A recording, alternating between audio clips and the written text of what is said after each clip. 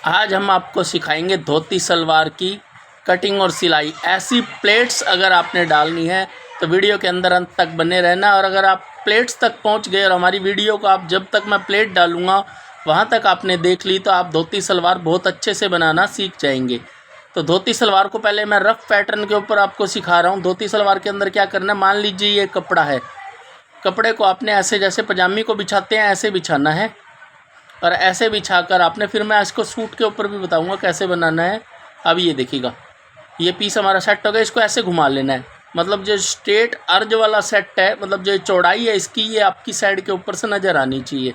अब आपने नीचे से इसकी लंबाई लेनी है। मान लीजिए 38 इंच की लंबाई है तो सिर्फ 2 इंच का मार्जिन कम करना है। 36 इंच की लंबाई आपने ले लेनी है और ऐसे क्रॉस लेके जाना है। मतलब यहाँ से तो हमारी लंबाई कम होनी चाहिए, लेकिन अर्ज वाली साइड जहाँ से आखिरी हिस्सा जहाँ पे रब कटिंग करी है मैंने, वहाँ से इसकी लंबाई बिल्कुल कम नहीं होनी चाहिए। और आपने इसके आसन का निशान लगाना है। 10 इंच का आपने आसन बनाना है इसका, और 1.5 इंच के मार्जिन के साथ में आपने ऐसे राउंडनेस का निशान बनाना है और इसको आसन को कट कर देना है 1.5 इंच के मार्जिन के ऊपर आपने। अभी आपकी धोती सलवार कट चुकी है। ऊपर आपने इसकी बेल्ट काटनी है, जो कपड़े का पीस बचेगा आपका ऊपर, उससे आपने बेल्ट काटनी है। बेल्ट आपने अपने अकॉर्डिंग काटनी है। तो ये मैं इसको रफ से ही ऐसे बेल्ट काट के दिखा देता हूँ।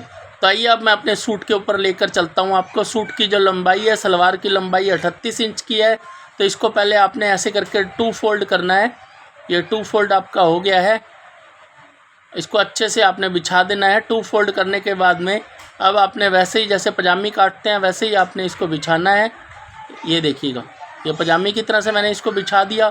अब आप इसको वापस पलटी मारेंगे। अब ये देखिएगा, जैसे मैंने सैंपल साइज़ में दिखाया था वैसे ही करना है आपने।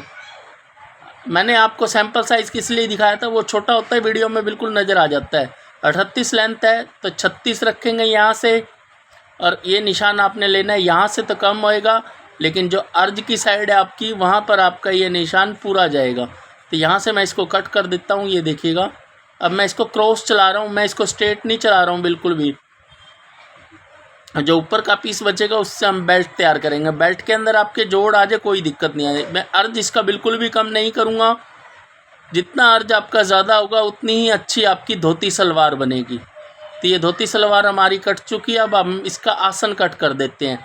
तो आसन कट करने के लिए निशान मैंने लगा दिया है। 10 इंच का आपने डीप निशान लगाना है और 1.5 इंच का आपने इसका ब्रॉड का निशान लगाना है। अब आपने क्या करना है, इसका आसन ऐसे ही गोलाई में कट कर देना है।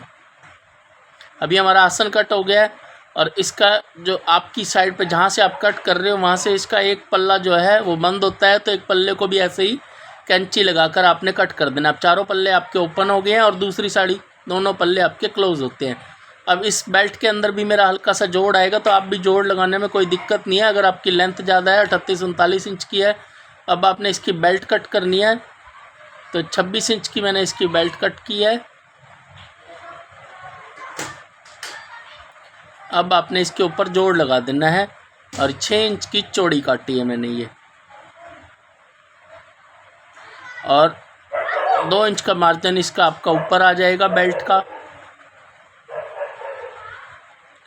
जिससे आप इलास्टिक डाल सकते हैं इसके अंदर, और चाहे तो आप इसके अंदर नाले लगा सकते हैं। तो ये 2 इंच का एक्स्ट्रा मार्जिन काट लेते हैं, और अब आपने इसी मार्जिन के सहारे आपने इतना तो आपको आइडिया हो जाएगा कि 2 इंच का बराबर अगर आपको आगे निशान लगाने की ज़रूरत नहीं है।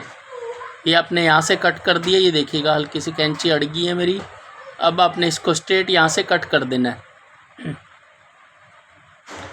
तो ये आपकी धोती सलवार की कटिंग होगी। अब आपको मैं मशीन के ऊपर लेकर चलता हूँ और दिखाता हूँ कैसे करना है। सबसे पहले आपने इसका आसन स्टिच करना है। अब आपने जानकारी लेनी है पूरी, तो वीडियो को अंत तक देखिएगा, क्योंकि इसकी जो प्लेटें हैं वो कैसे डालनी है, अगर आपको वो समझ में आ गया तो आपको धोती सलवार बनानी अच्छे से समझ में आ जाएगी। क्योंकि इसकी प्लेट का ही मेन खेल है। कटिंग तो हर कोई कर लेगा, इतनी आसान है, इसकी कटिंग करने में ज़्यादा समय नहीं लगता। लेकिन इसकी प्लेट जो आपने डालनी है वो प्लेट आपने बिल्कुल ध्यान से डालनी है। इसकी किस तरह से डालनी है, सलवार के जैसे प्लेट नहीं डलती है इसकी, तो आप प्लेट तक ज़रूर जाइएगा। एक साइड से आपने इसके आसन की सिलाई लगा ली। अब इसको ऐसे पूरा क्रॉस करेंगे आप, तो दूसरी साइड से आपको इसका आसन नज़र आ जाएगा, वहाँ से भी आपने इसके आसन की सिलाई लगा लेनी है। अब आपने इसका आसन लग चुका है। एक आपने बॉक्स प्लेट डालनी है इसके पीछे, और इसकी जो बेल्ट है जो आपने तैयार करके रखी हुई है, उस बेल्ट को आपने थोड़ा सा स्टिच करना है, मतलब आपने 1-1.5 इंच का ही स्टिच करना है, ताकि आपको बैक का पता चल जाएगा कि आपकी बैक यहाँ से स्टिच की हुई है। अब आपने इस सिलाई को उतार देना है। अब आपने फ्रंट का पीस उठाना है जहाँ से आपने नाड़े का निशान लगाया हुआ है, और फ्रंट के आसन के ऊपर इसको रखना है। और अब आपने एक सिलाई लगानी है, ये देखिएगा सेंटर में। और अब आपने 4 इंच तक इसके कोई भी प्लेट नहीं डालनी, ये 4 इंच तक आपने कोई प्लेट नहीं डालनी। अब आपने 4 इंच के बाद में जो प्लेट डालनी है सारी, अब आप प्लेट का ध्यान से देख लीजिएगा। सारी प्लेट मैं कहाँ डाल रहा हूँ अभी, पहले जहाँ पर आपकी मशीन का पैर है, सारी प्लेट आपने वहाँ तक डालनी है। कहाँ से शुरू करनी है? 4 इंच बाद से शुरू करनी है। और कहाँ तक डालनी है ये मैं आपको दिखाऊंगा। ये सारी प्लेट जो है मशीन का जहाँ पे पैर है, मैं वहीं पर डाल रहा हूँ। तो 8 या 10 प्लेट आएंगी आपकी, या 12 प्लेट आएंगी आपकी। जितनी भी प्लेट आएंगी आपने सारी की सारी प्लेट डालनी है मशीन के पैर की साइड पे। ये देखिएगा, ये क्रॉस बन रहा है। अब ध्यान से देखिएगा, धोती सलवार में ये क्रॉस बन रहा है। अब ये क्रॉस बन गया।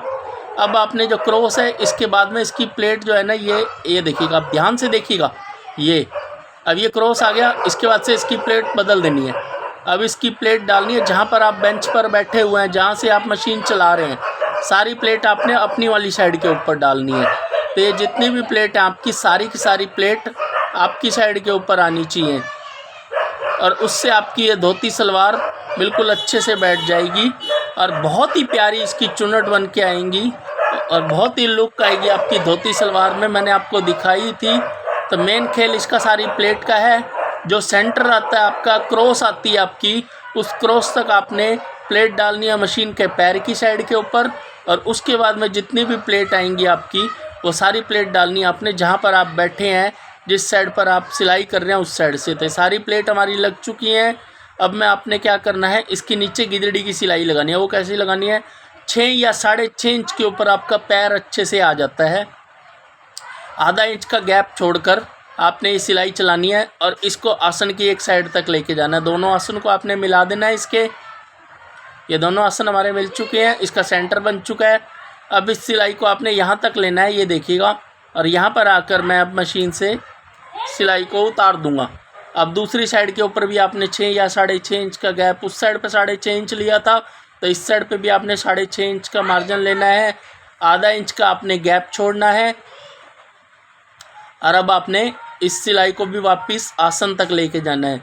सिलाई आसन की जो लगाते हैं आप, वो दोनों साइड से लगानी चाहिए, ना कि एक साइड से। मैंने दूसरी साइड से पैर उठाकर आसन तक सिलाई लेके गया हूँ। आसन की सिलाई, गिदड़ी की सिलाई का मेन रूल यही कहता है।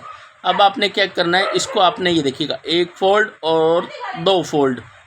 अब आराम से देखिएगा, 1 फोल्ड और 2 फोल्ड करने के बाद में आपने इसकी सिलाई को चलाना है।